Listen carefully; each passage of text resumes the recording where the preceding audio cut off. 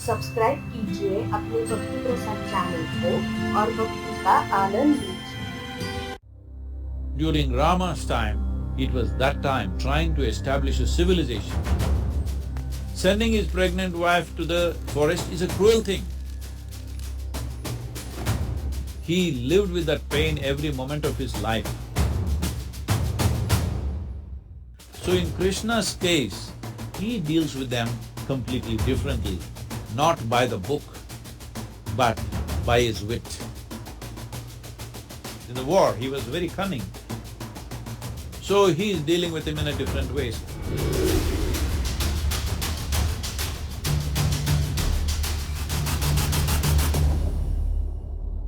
Namaskaram Sadhguru. Lord Ram and Lord Krishna were very different in their leadership styles. In my understanding, Ram would follow the books, whereas Krishna would not worry about the means if the end goal was right. Sadhguru, whose principles should a modern-day CEO emulate, Ram or Krishna? Well, I understand the basis of that question. Should I play by the rule book or should I play by my conscience or consciousness? Well, it depends on what kind of situations and what kind of roles you have to play. See,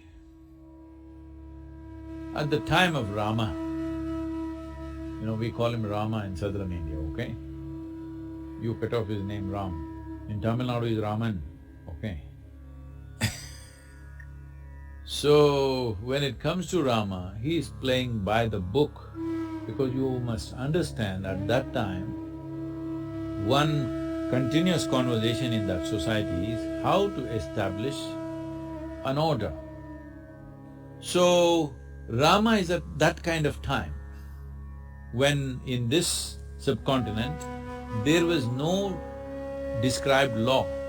So one important dimension of his life was he wanted to bring order and civilization to that place. So he always talked about the thing, even if he saw it was very cruel what he was doing. For example, sending his wife back to forest the second time over, when she is pregnant, he knows it's wrong. He knows as a husband it's wrong, as a man it's wrong. But he is doing it because if I don't establish the law, who else will? If the king doesn't establish the law, all others will start doing their own things according to personal likes and dislikes. So this is on one level a hugely admirable thing, that you are willing to make very severe personal sacrifices for being an ideal administrator or to be seen as an ideal king by everybody because you want to be an inspiration to be emulated by the rest of the citizenry because you're just trying to establish a civilization. Not really totally civilized, you're trying to establish the laws. It is like the Wild West, not exactly in those terms, but law is ambiguous, so he is trying to make it very clear, this is the way to conduct your life. By the time Krishna came, civilization was established, well-established kingdoms were there, clear-cut rules of life, business and warfare, everything was there. But just a handful of people were taking the law into their hands, twisting it as they want and doing what they want. Because, see, it is like when the law is not there, you have to treat it in one way.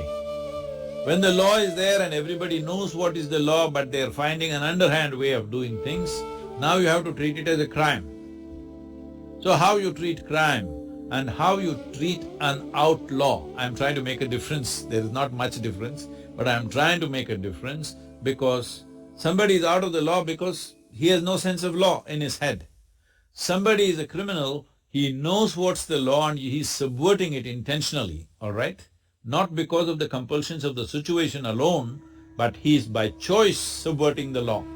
So in Krishna's case, the people that he is handling, the do brothers, 100 dus, Duryodhana and co, Here these are people who exactly know what is the law of the time, but they are intentionally subverting it.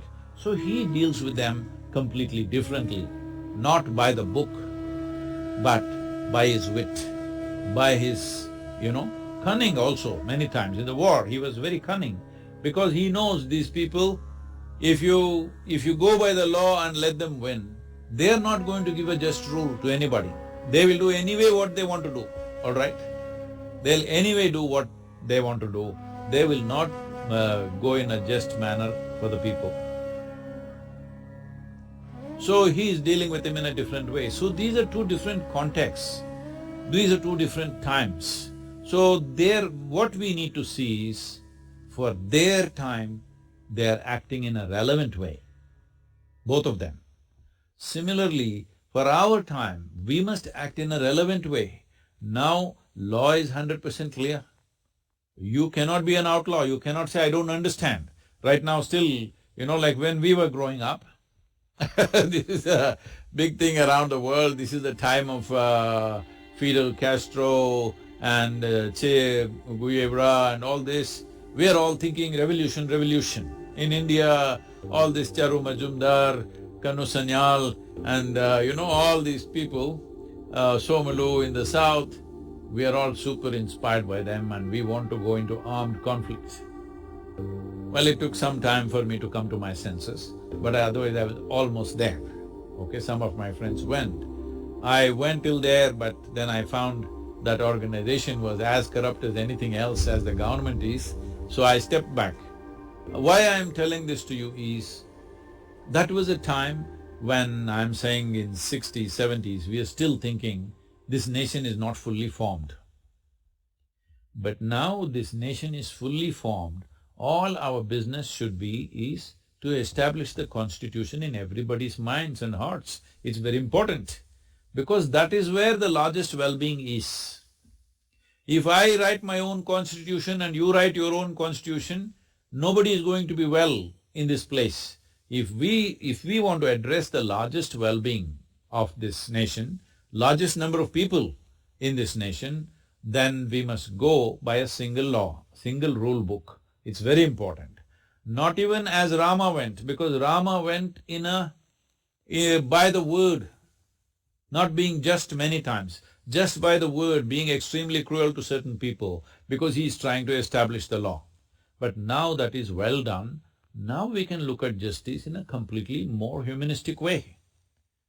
We can use the rule book as a guideline. That's what we are doing today in many ways. A few people have not come into the fold, unfortunately, but otherwise the largest population in the country is looking at the rule book as a guideline and apply the law in a humanistic manner. That is the idea of a rule book.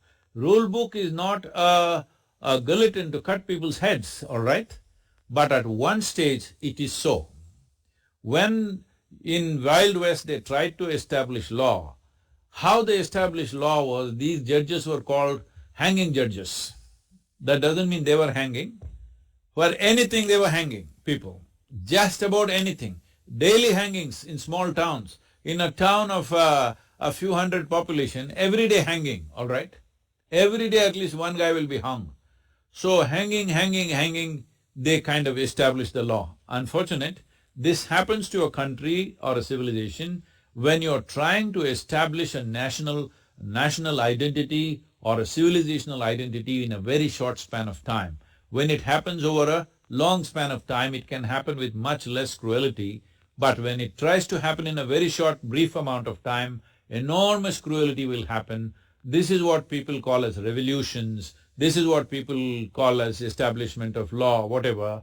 But when they try to do it in a short span of time, wherever you see in the world, whether it's United States or China or Russia, wherever, when they tried to create a whole new civilization in a brief amount of time, it could only happen with enormous cruelty.